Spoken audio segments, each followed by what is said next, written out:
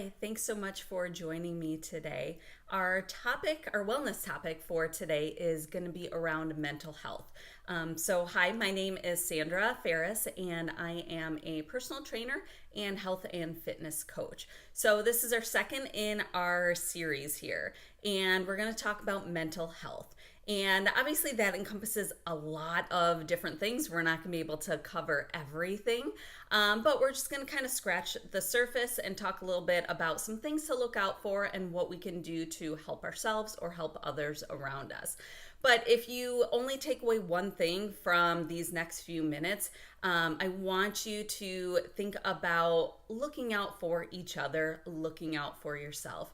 So, kind of think about, noticing people's behavior. Have they changed how they're typically acting, how they're feeling, how they're thinking, things like that? These could all be signs of mental illnesses or things just getting to be too much for them. And so don't be afraid to reach out to people, ask how they're doing. If you worry about somebody at all, even just that little inkling, or you get that gut feeling about someone or something, don't hesitate to reach out and ask them how they're doing. Sometimes people are either afraid or hesitant, or maybe even embarrassed to ask for help. And so you reaching out can be exactly what they need in that moment. So please keep that in mind. Be kind, be gentle to one another. You never know somebody's history, what they've been through. So just kind of keep that in mind.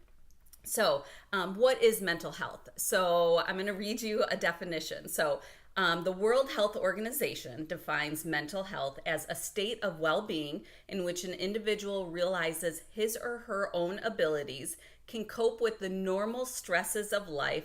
That's why we talked about stress last week. It is huge, and that's a huge factor in our mental health.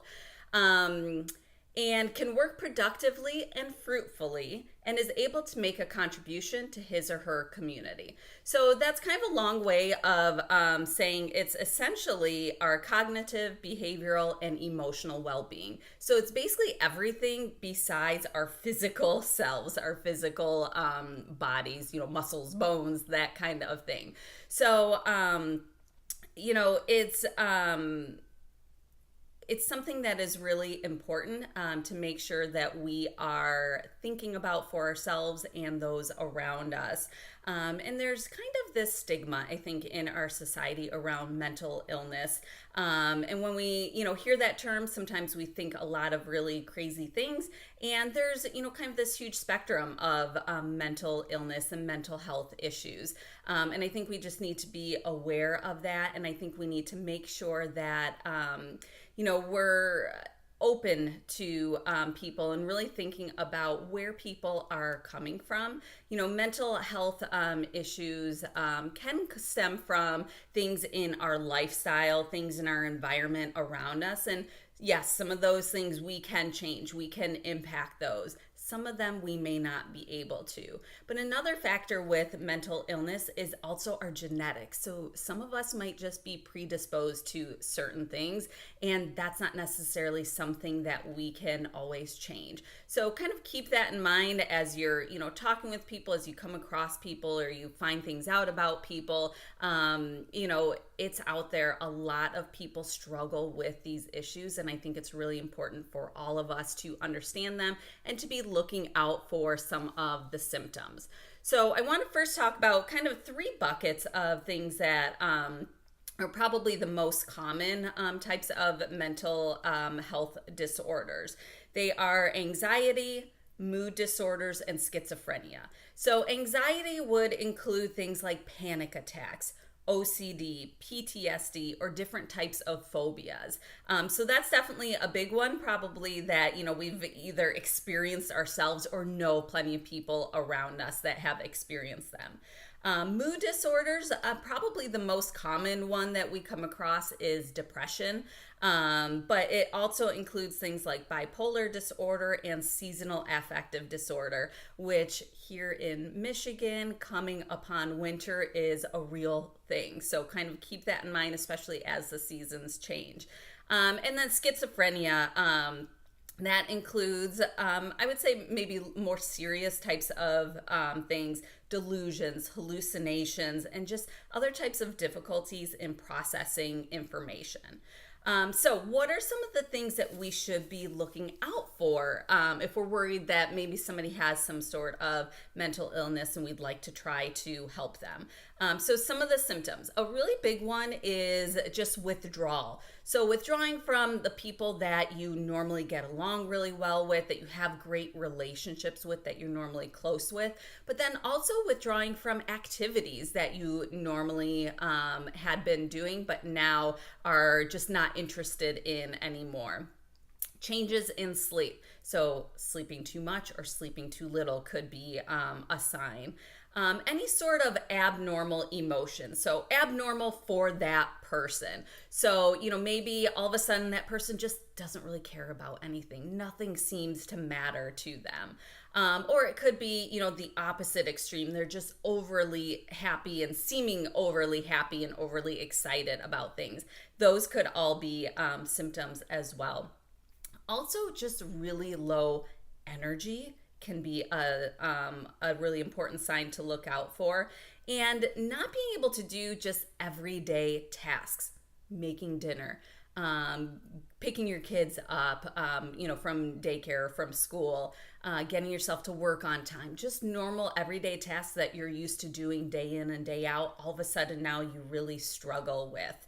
And then certainly there are, much more serious symptoms to kind of be on the lookout for. So if somebody is thinking about harming themselves or harming others, that's obviously very serious. Hearing voices, becoming delusional, those kinds of things can all be signs of mental illness.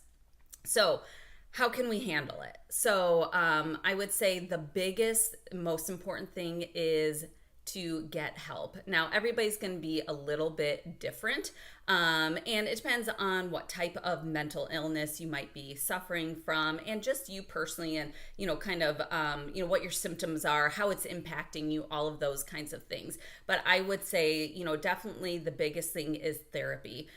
Being able to talk to somebody, a professional who deals with these kinds of things and deals with exactly what you're going through, is really going to be able to help you. Yes, just talking to a friend or a loved one sometimes can help as well, but I find that a lot of times we need to kind of go that extra step and get the professional help that might be a little bit more impactful.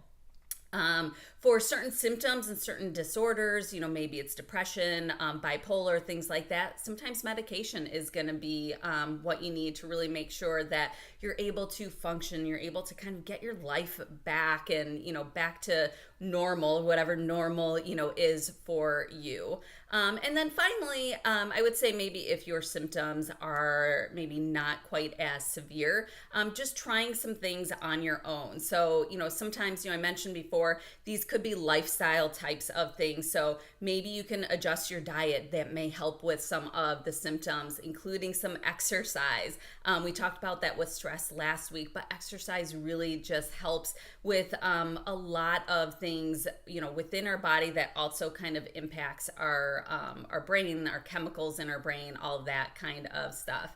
And then also, just trying things like meditation that can really help with things like anxiety and things like that. So kind of keep those in mind. But I really do encourage you, if you are worried either about yourself, somebody else around you, that you reach out, that you get help.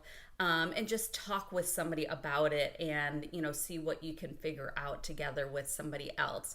I would love to have you share your thoughts. Tell me what you thought about the topic. If you have experiences you'd like to share, or just other tips in terms of how to deal with mental health issues, comment below, share your thoughts. We would love to hear them. We can all learn from each other. Thanks so much.